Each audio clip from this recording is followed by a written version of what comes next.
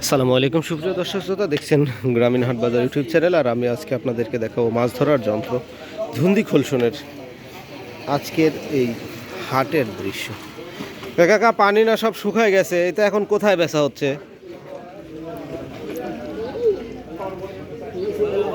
অন্য এলাকায় না? আমার এদিক তো পানি টানি এখন শুকায় গেছে সব। কেমন দাম হচ্ছে এগুলার? 3500 টাকা। কি কুড়ি? 20 খানের দাম 3500। তাহলে একটার দাম কত পড়ছে?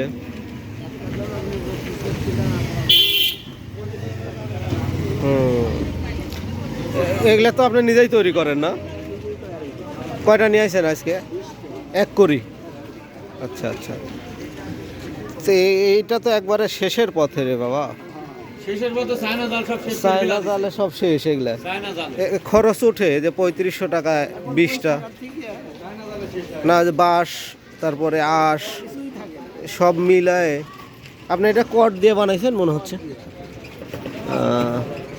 না আঁশের পরিবর্তে কট ব্যবহার করছেন?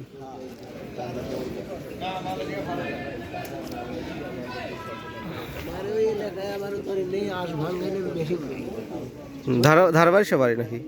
কোথায় বাড়ি? ও, আগে তো আসেই নিজে হাতে বাইরে বাইরে সব ইয়ে করা লাগছে। আমরা দেখছি আমাদের এলাকায় 2-1 এগুলা বানাইছে। তাহলে 3500 টাকা কুড়ি না কাকা? মোটামুটি এক মানে 20টা বানাতে আপনার কয়দিন সময় লাগছে? 20টা বানাইতে আমার 1 সপ্তাহ লাগছে। 1 সপ্তাহ? হ্যাঁ, দুটো কারিগর দেওয়া আছে, ওই কারিগরে তৈরি করে, বুঝছেন? আমরা খালি খিল করি। ও, আপনি হলো খিল উঠায় দেন আর কারিগর এগুলা বানায় বাইধে একবারে রেডি করে দেন? কারিগর খালি বানাই দেয়। ও, বাধাও আপনার? ওরা খালি যে এই চটি বুনাই দিচ্ছে আর কি? তাই 2 জন মিলে 1 সপ্তাহে 20টা। তারে আবার খরচ দিচ্ছেন কত করে? 600 টাকা। 20টা বানানোর খরচ 600। আর এই উপর খরচ আমরা বানাই লেখা দিছি। ও, তো ভালোই খরচ। সারা বছরই ভালোই দেখছি, 4000 4500। এখন দাম একটু কমে গেছে, পানি নাই এলাকায়, চাহিদা কম। এখন দূর দূরান্তে কিছু লোক আছে কিনে নিয়ে যাচ্ছে এগুলা।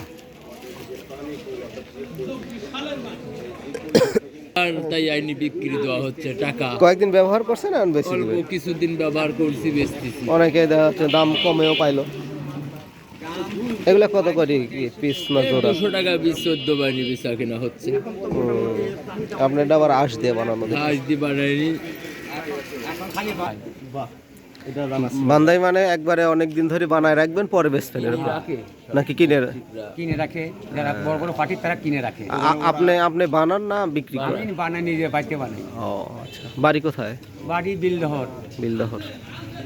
আজকে কতগুলো নিয়ে আসেন? 1 কুড়ি আনছি। 1 কুড়ি? হ্যাঁ। এই 1 কুড়ি বানাতে কয়দিন সময় লাগছে আপনার? এত 10-12 দিন লাগিয়েছে। 10-12 দিন। কয়জন মিলে বানাইছে? 4 জন, 3 জন বানায়। 3 জন। আজকে আর আমি খালি বানাই। কত করে কুড়ি যাচ্ছে? 2200, 2400, 2300, যে যেরকম পাচ্ছে বলতেছে। মানে দাম বলছে এরকম? হ্যাঁ। 3-এর উপরে না দাম এখন বর্তমান 3-এর উপর নাই। তাই? হ্যাঁ, বাজার কমে গেছে তার? বাজার কমে গেছে। এটা একটা শিল্প কাকা, এই শিল্পটা একবারে বিলুপ্তির দিকে। আমাদের এদিকে আগে তো প্রচুর পরিমাণে এগুলা উৎপাদন হতো, তৈরি হতো। যখন ফুল সিজন তখন আমদানি বেশি হয়। সুপ্রিয় দর্শক শ্রোতা, এগুলো হচ্ছে মাছ ধরার সেই যন্ত্র আপনারা দেখছেন, বিভিন্ন এলাকায় বিভিন্ন নামে পরিচিত।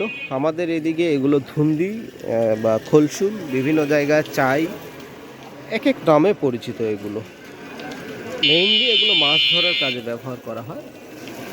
নতুন বর্ষাতে পানিতে যে মাছগুলো চলে আসে, ছোট মাছগুলো, টাটকা টাটকা মাছ, এগুলোর মাধ্যমে লোকজন ধরে সেগুলো নিজেরা খায়। বেশিরভাগ লোকজনই তাদের নিজের পরিবারের চাহিদা মেটানোর উদ্দেশ্যে এই যন্ত্রের মাধ্যমে মাছ ধরে থাকে। এটি বাণিজ্যিকভাবেও বিক্রয় হয়ে থাকে।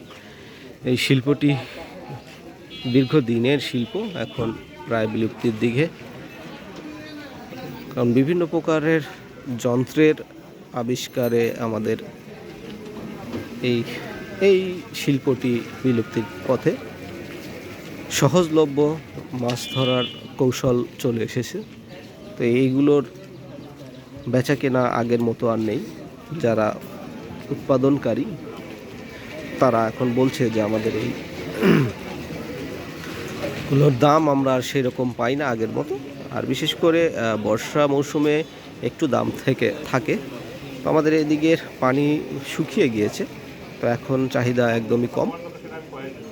তো প্রিয় দর্শক, এই ছিল আজকের আমার এই ধুন্দি খলসুন মাছ ধরার যন্ত্রের হাটের ভিডিও। আপনারা এতক্ষণ দেখলেন, আপনাদেরকে অনেক অনেক ধন্যবাদ। আমি এখানে শেষ করব। দেখা হবে পরবর্তী আবার নতুন ভিডিও নিয়ে। আমার এই গ্রামীণ হাটবাজার ইউটিউব চ্যানেলে আপনারা যদি নতুন হয়ে থাকেন, একটা সাবস্ক্রাইব করে ফেলুন। সবাই ভালো থাকবেন, সুস্থ থাকবেন।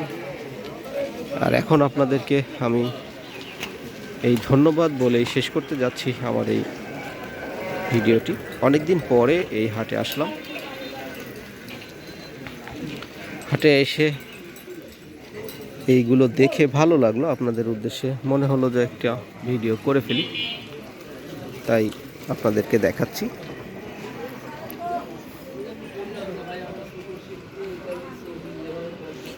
চমৎকার কারুকার্যের এগুলো তৈরি করা হয়।